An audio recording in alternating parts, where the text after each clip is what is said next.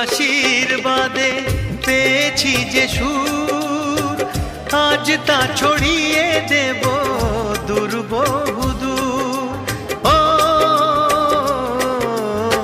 সাধনা সফল হবে যদি গো আমায় স্নেহ দিয়ে গুরুদেব বুকে টেনে নেয়।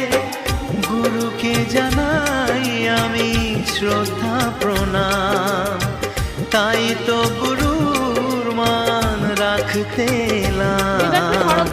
গানই আমার পূজা, গানে পরিচয়, তাই তো জীবন মোর শুধু গীতিময়।